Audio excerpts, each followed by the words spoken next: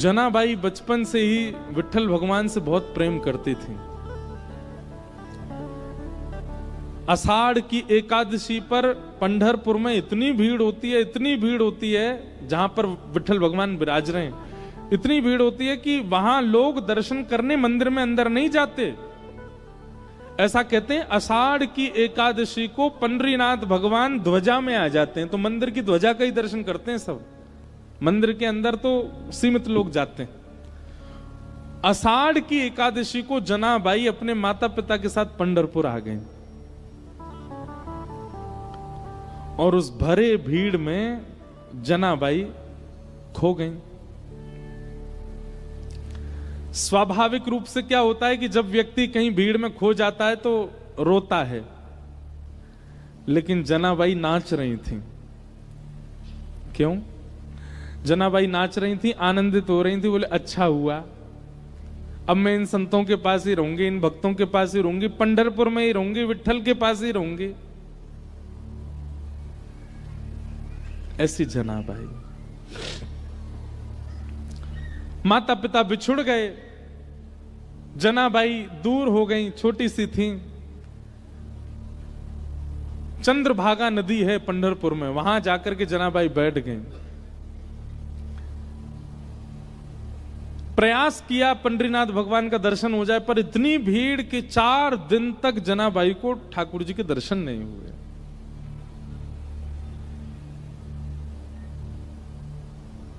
चार दिन तक तो सह लिया, लेकिन 4 दिन बाद जनाबाई रोने लगी और चंद्रभागा तट पर बैठ करके वहां प्रेम से विट्ठल भगवान को कहते हैं विठोवा। क्या कहते हैं? विठोवा। जैसे हमारे यहाँ कान्हा, कनुआ, गोपाल, ऐसे पंढरपुर में विठोवा। रोने लगी जनाबाई, विठोवा कब मिलोगे? विठोवा मुझसे क्यों नहीं मिल रहे हो? विठोवा देखो मैंने सब तो छोड़ दिया आपके लिए, आप क्यों नहीं आ रहे मेरे पास? देखो ना विठोवा, मैं मेला में खो गई, माता पिता मुझसे बिछुड़ गए, मैं फिर भी दुखी नहीं हुई क्योंकि मुझे पता था आप मिलोगे मुझे, क्यों नहीं मिल रहे हो? इतना रोई कि उनके अश्रुओं का जल बहकर के चंद्रभागा जी में जाने लगा। तभी चंद्रभागा जी ने कृपा की और श्री नामदेव जी महाराज को वहां भेज दिया। नामदेव जी पंडरीनाथ भगवान के परम भक्त हुए। मैं ज्यादा विस्तार में नहीं कहूंगा, बहुत बड़ी कथा है, मैं थोड़ी सी एक बस रास बता दूं, रास किसे कहते हैं। नामदेव जी ने देखा छोटी सी बालिका रो रही है, विठोवा कब मिलोगे? विठोवा कब मिलोगे? नामदेव जी उस बालिका से बोले, लाली तुम कौन हो? बोले मेरा नाम जना है। तुम्हारे माता पिता कहाँ हैं? बोले वो तो खो गए, मिले नहीं। तुम्हारा घर कहाँ? बोले मुझे नहीं जाना, मेरा घर पंढरपुर ही है। विट्ठल रुक्मणी ये मेरे माता पिता। और जनाबाई पता क्या कहती थी? मेरे पिताजी रुक्मणी है, मेरी मां विट्ठल है। वो उल्टा बोलती थी। देखो कैसी भावना भक्तों की। वो ठाकुर जी को अपनी मैया बोलती थी। इसीलिए पंढरपुर में विट्ठल भगवान को कहते हैं माउली। क्या कहते हैं? माउली। माउली मतलब मैया। जनाबाई कहती रुक्मणी मेरे पिता हैं और विट्ठल मेरी मैया है। उनका ये भाव सुनकर के नामदेव जी के नेत्र सजल हो गए। कितनी सुंदर भावना। और छोटी सी जनाबाई का हाथ पकड़ करके नामदेव जी, चलो मेरे घर रहना, तुम वहीं चलो, और अपने घर ले आए। नामदेव जी के यहां नियम था, रोज शाम को कीर्तन होता था और उस कीर्तन में अनेक वैष्णव आते थे, चारों तरफ घेर के बैठते, बीच में नामदेव जी बैठ के गाते, मृदंग बजती, कांसे बजते, बढ़िया लोग उछल उछल करके नृत्य करते। लेकिन बहुत ध्यान से सुनिएगा, सबको कीर्तन दिख रहा था, सबको नृत्य दिख रहा था, सबको नामदेव जी गाते हुए दिख रहे थे, लेकिन दूर बैठी जनाबाई देख रही थी। तभी उसने क्या देखा? सुंदर पीतांबरी पहने, मत्स्याकृत कुंडल धारण किए, सुंदर मुकुट धारण है, कमल जैसे नेत्र हैं और अपने कमर पर हाथ धर करके नाचते हुए, नृत्य करते हुए श्री पंडरीनाथ आ रहे हैं। और बीच कीर्तन में उछल उछल करके पंडरीनाथ नृत्य कर रहे हैं। जनाबाई ने जैसे ही पंडरीनाथ को देखा दौड़ करके भीड़ के बीच में गई। ठाकुर जी उछल उछल के नाच रहे थे। जनाबाई सबको कहती, अरे देखो विठल नाच रहे हैं, देखो विठोबा नाच रहे हैं। अब छोटी बच्ची जान के सब बोले हाँ नाच रहे हैं नाच रहे हैं, पर दिख किसको नहीं रहे थे। खूब रोए और खूब ताली बजाए। ठाकुर जी ज्यों ज्यों उछल के नाचे, जनाबाई ताली बजाए। कीर्तन विश्राम हुआ, ठाकुर जी चले गए। रात भर सोई नहीं, कुछ खाया नहीं, सोचती रही कैसे नाच रहे थे, कैसे आनंद कर रहे थे। दूसरे दिन फिर कीर्तन हुआ, फिर कीर्तन में ठाकुर जी आए, फिर नाचे। जनाबाई को फिर दिखे, जनाबाई फिर चिल्लावे, दूर हट जाओ, देखो ठाकुर जी नाच रहे हैं।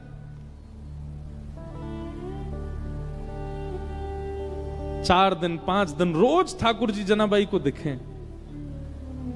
नामदेव जी जनाबाई से बोले, हे जना तू मंदिर क्यों नहीं जाती दर्शन करने? तो जनाबाई कहती, मैं क्यों जाऊं, वो जाते हैं मंदिर, जिनको ठाकुर जी मंदिर में दिखते हैं, मुझे तो यहीं दिख जाते हैं। आप जब कीर्तन करते हो वो यहीं आते हैं, मैं तो यहीं देख लेती हूं उनको, मैं क्यों जाऊं मंदिर? नामदेव जी बोले, इस बालिका में कुछ तो है, इसको सच में दिखते हैं पंडरीनाथ। एकादशी का दिन आया। एकादशी को लाखों की तादाद में लोग जाते हैं वहां दर्शन करने। आज सुबह से इतनी भीड़ थी, जना बार बार सोच रही है आज पंडरीनाथ पता नहीं आएंगे कि नहीं, आज इतनी भीड़ है, आज पता नहीं कीर्तन में आएंगे कि नहीं, इतने वैष्णव आए हैं, हो सकता है नहीं आवे। बहुत व्याकुल थी, घबराहट हो रही थी जना को। जैसे ही कीर्तन प्रारंभ किया नामदेव जी ने, बहुत देर हो गई ठाकुर जी नहीं आए। जना बोली, मुझे पता था आज नहीं आएंगे, बहुत भीड़ होगी। आज पहली बार जना ने मन बनाया मैं मंदिर में जाके दर्शन कर आऊं, वो नहीं आ पाए तो मैं चली जाऊं। और जैसे ही जना अपने स्थान से खड़ी हुई, तभी क्या देखती है, कस्तूरी की सुगंधी आने लगी। जना ने नेत्र खोल के घुमा के देखा तो ठाकुर जी उछलते उछलते आ रहे थे, नृत्य करते हुए आ गए कीर्तन में और फिर से नृत्य करने लगे। जना इतनी प्रसन्न हो गई, मेरे लिए ठाकुर जी आ गए। लेकिन पहले जितना रो रही थी उससे अधिक रोने लगी। क्यों?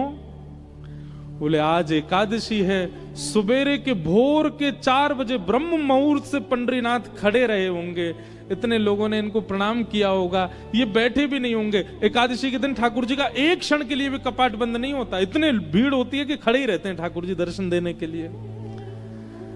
जना बोली आज ये इतने श्रमित हैं और श्रमित होने के बाद इतनी जोर जोर से यहां नाच रहे हैं, इनके पैरों में पीड़ा हो रही होगी। तो जनाबाई क्या करती, नामदेव जी धीमे कर दो गति कीर्तन की, क्यों आप जोर से गाओगे ठाकुर जी बहुत जोर से उछलते हैं, फिर आप गति धीमी कर दो, आप गति शांत कर दो।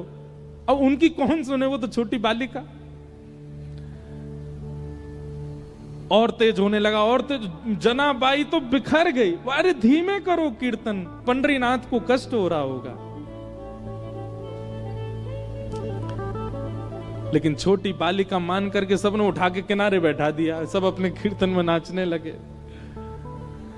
थोड़ी देर बाद जब कीर्तन विश्राम हुआ, आज जना की रुदन में हुंकरियां आने लगी, श्वास रुकने लगी बार बार, और बार बार हृदय पे हाथ रख के बोले, अरे कोई पुजारियों से जाके बोल दो कोई लेप लगा दें, कोई पुजारियों से जाके बोल दो अब मंदिर बंद कर दें, मेरे विठल को, मेरे विठोबा को बहुत पीड़ा हो रही होगी, कोई उनके चरण दबा देना, घी की मालिश कर देना। रोते रोते रोते रोते अर्धरात्रि हो गई, चिंता में आ गई, पता नहीं चरण दबाए होंगे कि नहीं। जनाबाई की इस विरह वेदना को ठाकुर जी सह नहीं पाए, और इतने में ही अर्धरात्रि में नामदेव जी के घर के आंगन में जहां जनाबाई बैठ के रो रही थी, ठाकुर जी प्रकट हो गए साक्षात। और प्रकट होकर के यही पंडरीनाथ, यही विठल भगवान जनाबाई के सामने खड़े हुए, और खड़े होकर तुरंत बैठ गए, अपने दोनों पैर जनाबाई की गोद में दे दिए, ले रोए मत, दबा ले मेरे पैर, इतना रो रही है सुबह से। जनाबाई रुको मैं घी वो भी लेके आया हूं, ले घी लगा पामन में, इत्र लेके वो भी लेके आया हूं अपने संग, अपने आप ही व्यवस्था लेके आए सारी। ठाकुर जी बोले अब पाम दबा मेरे। और जनाबाई घी लगा रही है, उस पर इत्र लगा रही है, ठाकुर जी के कोमल कोमल चरणों को अपने हाथों से दबा रही है। लक्ष्मी जी कह रही है जो सौभाग्य मुझको नहीं है वो इस जना को प्राप्त हो रहा है। इसे कहते हैं रास। क्या कहते हैं? रास। ये रास है। रस और रास में ये अंतर है। जनाबाई बोली छोटी बच्ची है, उसको वेद स्तुति तो आती नहीं। आपने कुछ खाया? ठाकुर कल क्या खाया था आपने? ठाकुर जी बोले दाल चावल खाए, पूरन पोली खाई। अच्छा, परसों क्या खाया था? ठाकुर जी बोले दाल चावल खाए, पूरन पोली खाई। बोले रोज एक ही खाते हो आप? ठाकुर जी बोले मंदिरों में यही है, एक ही नियम है, वही बनता है, हर रोज वही पाते हैं हम, उसके अलावा। बोले आपका मन नहीं भरता इससे? बोले भर जाता है, पर क्या करें, ठीक है जैसे सब पवाएं, बढ़िया। तो जनाबाई बोली आपकी आज्ञा हो तो मैं बनाऊं कुछ अलग, कुछ नया आपको पवाऊं। ठाकुर जी बोले अर्धरात्रि को? बोले हाँ मैं बना दूंगी, मुझे अच्छा बनाना आता है। अब सोचो, ये चिंतन की बात है। आधी रात है, सब सो रहे हैं नामदेव जी के घर में, और चूल्हा उठा करके जनाबाई बीच में रख रही है। लकड़ी उठा के ठाकुर जी ला रहे हैं जलाने के लिए। ठाकुर जी लकड़ी लगा रहे हैं, जनाबाई कह रही है फूंकनी से फूंक मारो तो भलेगी वो। ठाकुर जी फूंक मार रहे हैं। मां पतीला रखा है, बिठोवा लेके आओ, तो ठाकुर जी लेके आए। जनाबाई धो रही है, दोनों मिलकर के प्रसादी बना रहे हैं। जनाबाई बैठ गई, छोटी छोटे हाथों से छोटी छोटी रोटी बना रही है, रोटी बना के रखती है। ठाकुर जी के लिए दाल बनाई, कढ़ी बनाई, जो नए नए कुछ सामग्री बनाई, परोस दी सामने। ठाकुर जी को पवाने लगी। इतने प्रेम से ठाकुर जी पाते। और जगह तो मना करते हैं, नहीं नहीं बस बस हो गया, ए जना तू थक तो नहीं गई? नहीं थकी, एक और बना दे, हाँ पवा दे। ऐसे जना के साथ आनंद करते ठाकुर। जनाबाई की स्थिति ऐसी हो गई थी, एक बार जब जनाबाई की उम्र हो गई, बड़ी हो गई जनाबाई, तो कबीर दास ने जनाबाई के बारे में सुना। बोले महाराष्ट्र में एक परम भक्ता है जनाबाई, तो कबीर दास दर्शन करने के लिए गए। तभी किसी से पूछा जनाबाई कहां? बोले आगे वाली गली में घर है उनका, मिल लीजिए।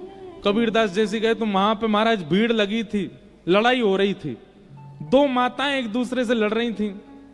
कबीर दास जी ने जाके पूछा भाई ये लड़ाई क्यों हो रही है?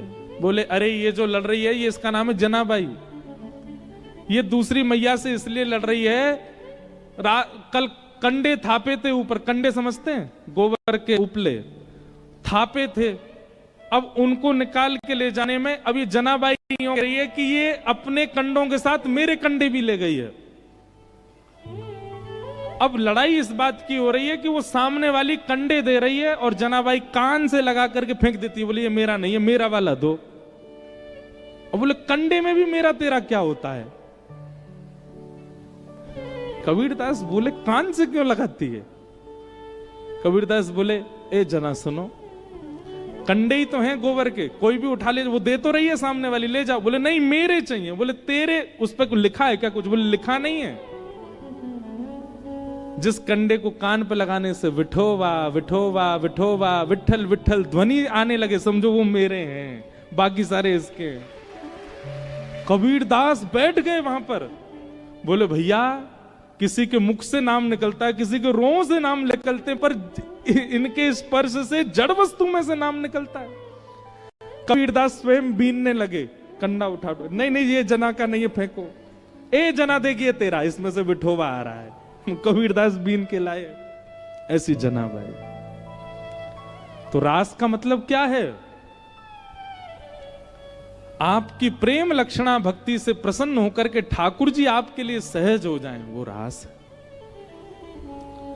हम सब कथा किस लिए सुन रहे हैं? हम सब नाम जप क्यों कर रहे हैं? हम सब सारी स्थितियों में क्यों हैं? ताकि कभी हमको रास का अनुभव हो। भगवान ने सब गोपियों को आश्वासन दिया कि हम शरद पूर्णिमा की रात्रि पर आपके साथ रास करेंगे। आज शरद पूर्णिमा की रात्रि प्रकट हुई, सब गोपियां विचलित हो गईं। आज तो ठाकुर जी ने हमको बुलाया था, तभी ठाकुर जी ने अधर पर वेणु रख करके जैसे रव करना प्रारंभ किया, वो ध्वनि गोपियों के कानों में स्वर के रूप में नहीं जा रही है, शब्द के रूप में जा रही है। चल गोपी जल्दी कर, कन्हैया तेरी बाट निहार रहे हैं। बंधुओं, ये गोपियां कौन हैं? ये कोई स्त्रियां नहीं है, ये युगों से कृष्ण प्राप्ति के लिए भजन कर रहे सब ऋषि महर्षि हैं। द्वापर में राम जी की इच्छा से गोपी बन के आए हैं, अब वो इच्छा क्रम बड़ा, ये सब गोपी बन के आए। ये सब गोपियां युगों युगों से तपस्या कर रही हैं ठाकुर जी की प्राप्ति के लिए। आज ये सब गोपियां जैसे ही वेणु रव सुनती हैं, दौड़ी हैं अपने घरों से ठाकुर जी से मिलन के लिए।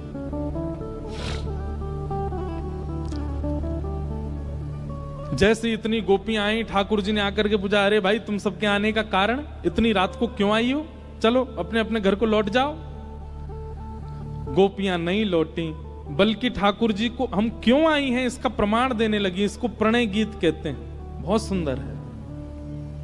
उन्होंने प्रणय गीत गाया। इस प्रणय गीत के भाव से ठाकुर जी रीझ गए और गोपियों के संग रास करने लगे। रास का मतलब एक एक गोपी को ठाकुर जी ऐसे मिल रहे हैं जैसे उसको कितने दिनों से जानते हैं। उसके सामने जाती गले में गलवैयां डालते हैं और ठाकुर जी कहते कहा लाइए मेरे काजे। और वो गोपी विश्वास नहीं कर पाती है कि ठाकुर जी उसके गले में गलवैयां डाल करके उससे पूछ रहे हैं। अब वो गोपी अपने घर की सामग्री देती है, बोले अरे तू तो बहुत बढ़िया बना के लाई है। फिर दूसरी गोपी के पास जाते हैं, अरे गोपी चल मेरे संग नृत्य कर ले, उसके संग नाचने लगते हैं। फिर तीसरी गोपी के पास जाते हैं, अरे तो इतने पसीना काहे को आ रहे हैं, अपने ही पटका से पहुंच देते हैं। मतलब लेकिन बिना गुरु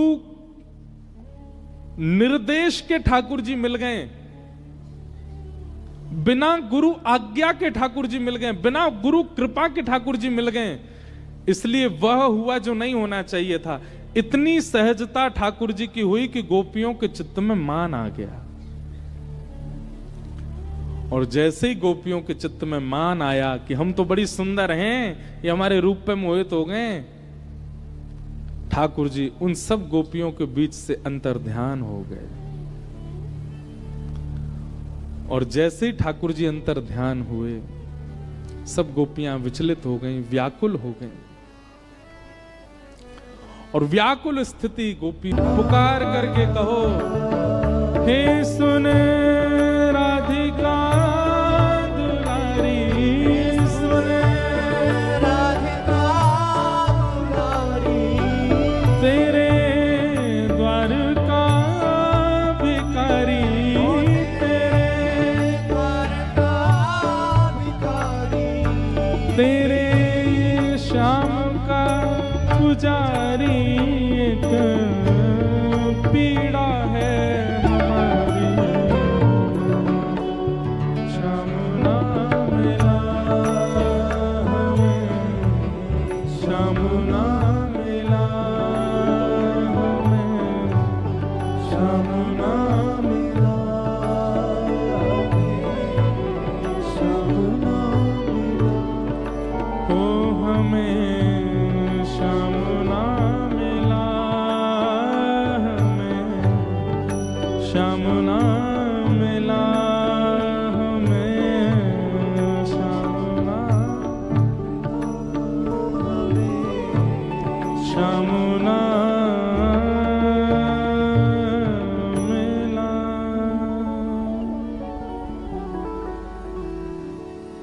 सब गोपियों ने किशोरी जी के चरणों में प्रार्थना करते हुए गोपी गीत गाया। और उस गोपी गीत के भाव में ठाकुर जी को पुकार रही हैं, दैत दृश्यताम दिक्षु तावका स्त्वयि धृता सवस्त्वाम विचिन्वते। हे हमारे दैत सखा, हे हमारे प्राण जीवन धन श्याम सुंदर, आप प्रकट हो जाओ। ठाकुर जी अंतर्ध्यान क्यों हुए हैं? क्योंकि गोपियां आ गई हैं। लेकिन किशोरी जी की कृपा के बिना, ये किशोरी जी कौन है? गुरु। गुरु कृपा के बगैर यदि भगवत प्राप्ति हो गई तो ठाकुर जी अंतर्ध्यान हो सकते हैं। क्यों? क्योंकि गुरु ही तो बताएंगे कि ठाकुर जी आए तो वो कैसे डट कर के रुकें, वो कैसे आपके ही होकर के रहें, ये गुरु ही तो बताएंगे।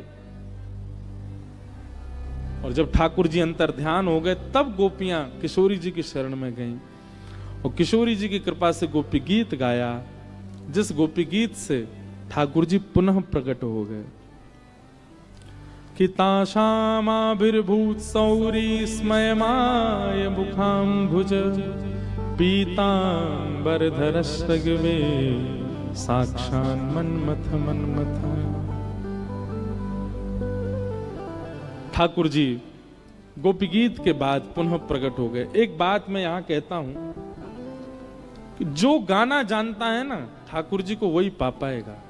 इसका मतलब यह नहीं है कि जिसके पास स्वर नहीं है उसको मना कर रहा हूं मैं, नहीं। जो भाव लिखता है, जिसके भाव प्रकट होते हैं, तुरंत कोई भाव प्रकट करके ठाकुर जी को रिझाने के लिए बना के गा देता है। हां, उसमें लोक रंजन की भावना नहीं हो, संसार के लोग उससे रीझें, ऐसी भावना नहीं, केवल ठाकुर जी के लिए लिखता है और गा करके सुना देता है। ऐसे व्यक्ति को ठाकुर जी बहुत जल्दी मिल जाएंगे। इसलिए हम तो निवेदन करते हैं कि अगर कृष्ण भक्ति में आप आगे आ चुके हो, वृंदावन का नाम सुन के ठाकुर जी का दर्शन करके नेत्र सजल होते हैं, कलम उठाइए और कुछ लिखा कीजिए। अपने हृदय के भाव एकांत में, वो किसी को नहीं दिखाने, केवल ठाकुर जी को सुनाने, प्रस्तुत किया करो।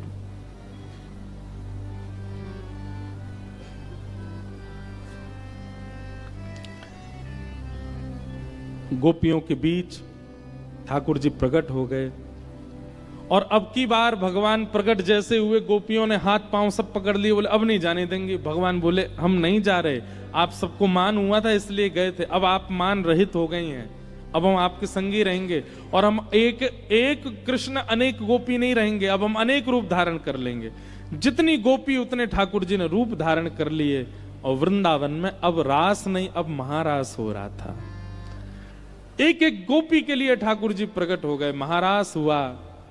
देवादिदेव शंकर भी आए, ब्रह्मा भी आए, चंद्र भी आए, सूर्य भी आए, सब आए। पूरे वृंदावन में यमुना के तट पर रास बिहार हुआ। चंद्र किरण सा श्याम सलोना, दो आंखें कजरारी। चंद्र एक पंक्ति गाएंगे बस। श्याम सलोना, रास बिहार हो रहा है, महारास बिहार। ओ चंद्र किरण सा श्याम सलोना, दो आंखें कजरारी। चंद्र किरण सा श्याम सलोना, दो आंखें कजरारी। ओ ठुमक ठुमक नाचे गोपियन के संग, जग का पालन हारी। ठुमक ठुमक नाचे गोपियन के संग, जग का पालन हारी। ओ रास बिहारी संग राधा सुकुमारी। रास बिहारी संग राधा सुकुमारी। रास बिहारी संग राधा सुकुमारी। रास बिहारी संग राधा सुकुमारी। ओ ब्रज में विराज रे, श्याम संग राधा नाचे रे। श्याम संग राधा नाचे। ओ श्याम संग राधा नाचे। ओ श्याम संग राधा नाचे। राधा नाचे, कृष्ण नाचे, नाचे गोपी जन। राधा नाचे, कृष्ण नाचे, नाचे गोपी जन। क्योंकि मन मेरा बन गया सखीरी, पावन वृंदावन मेरा बन गया सखीरी,